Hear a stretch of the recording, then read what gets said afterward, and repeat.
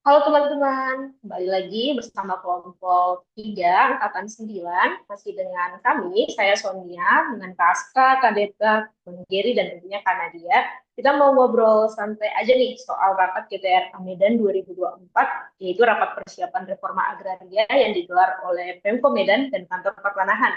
Udah pada baca belum nih teman-teman? Aku udah baca Kak, ternyata seru banget sih idenya, terutama soal clear and clean pendataan subjek dan objek, biar nggak ada salah kaprah, pemilik tanah jelas, dan batasnya juga jelas. Betul banget. Dari sisi pertanahan tantangannya banyak ya. Kadang data lama belum terupdate, sertifikat nggak sinkron, batas wilayah juga nggak presisi. Jadi butuh orang yang kompeten, ngerti teknis pemetaan, peta digital, hukum pertanahan, dan juga sistem administrasi yang rapi.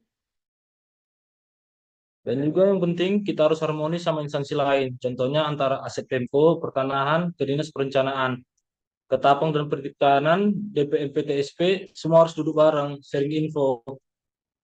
Nggak bisa masing-masing main sendiri. Setuju, kita juga harus harmonis ke masyarakat. Jangan sampai pendataan dibuat di kantor aja, terus masyarakat nggak tahu prosesnya. Bisa muncul distrust atau proses kalau masyarakat dilibatkan dan diinformasikan secara langsung, kerja kita juga terasa nyata. Oke, bagus semua nih. Nah, coba kita sambungkan ke nilai PNS, kompeten dan harmonis. Menurut kalian, berita ini menggambarkan nilai-nilai itu nggak sih? Kalau menurut aku Kak, ada sih untuk nilai kompetennya, jelas keahlian teknis dibutuhkan, pengetahuan hukum, pemetaan, data digital, administrasi yang bersih. Kalau enggak, hasilnya bisa malah berantakan atau tidak akurat. Iya, dan harmonis itu juga terlihat dari rapat kolaborasi lintas perangkat daerahnya. Kolaborasi itu luar biasa pentingnya supaya koordinasi bagus, sumber daya dimanfaatkan maksimal, dan gak ada tumpang tindih tugas juga. Kompeten juga berarti kita harus siap belajar hal baru. Mungkin pelatihan SIG, pemetaan GPS, perangkat lunak baru untuk administrasi aset, supaya data bukan ngira-ngira lagi. Nah, untuk nilai harmonis sendiri, komunikasi antar pihak juga diperlukan. Contohnya, pertanahan kasih data teknis ke aset, perencanaan kasih masukan ke tata ruang, juga transparan ke publik. Jangan sampai warga merasa kok dibikin diam-diam sih. Baik, coba kita bedah dulu isu ini ya, isu kolaborasi antara Kota Medan dan Pemkot dalam optimalisasi GTRA, di mana tahap dan kegiatannya itu kan ada rapat persiapan, kemudian ada kajian lanjutan terkait pertimbangan rencana lokasi, pendataan subjek dan objek secara clear and clean, hingga ke kolaborasi pelaksanaannya. Untuk outputnya ada yang bisa jelaskan? Nah, kalau outputnya sendiri, yang pertama itu ada terlaksananya reforma agraria di Kota Medan dengan optimal, meningkatnya kesejahteraan masyarakat, berkurangnya ketimpangan penguasaan dan pemilikan tanah, serta tertanganinya sengketa dan konflik agraria. Selanjutnya, kita juga menciptakan lapangan kerja dan pengurangan kemiskinan, lalu meningkatnya ketahanan dan kedaulatan pangan, meningkatnya kualitas hidup, dan terwujudnya tata kelola aset tanah milik Pemkot Kota Medan.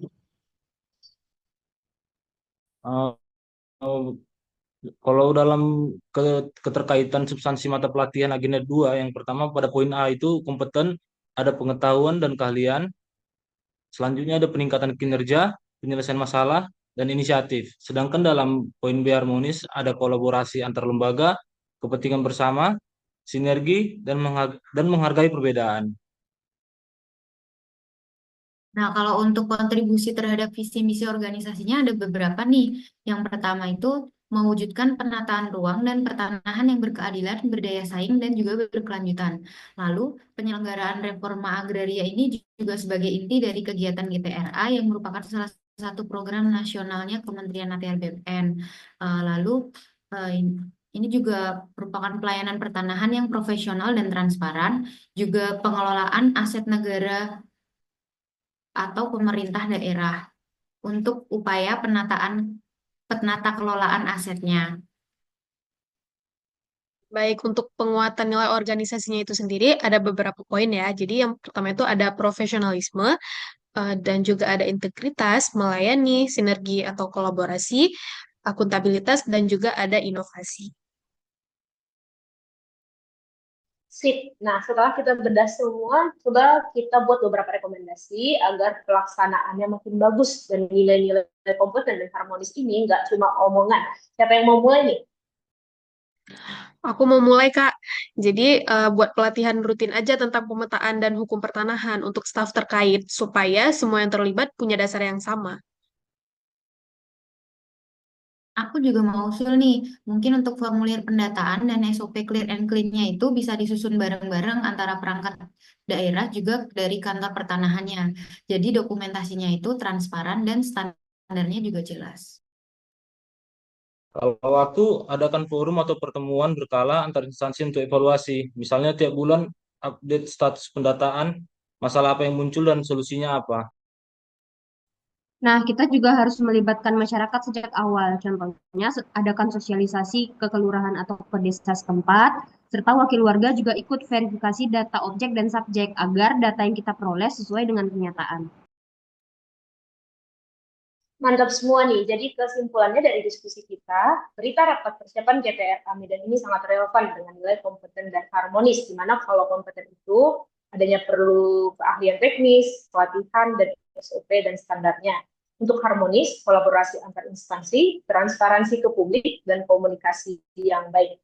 Dan tadi sudah kita simpulkan rekomendasi tindakan nyata yang bisa dilakukan adalah dengan pelatihan, SOP bersama, forum evaluasi rutin, dan partisipasi masyarakat. Wah, seru sekali nih diskusi kita kali ini. Semoga bermanfaat. Terima kasih buat teman-teman. Sampai jumpa.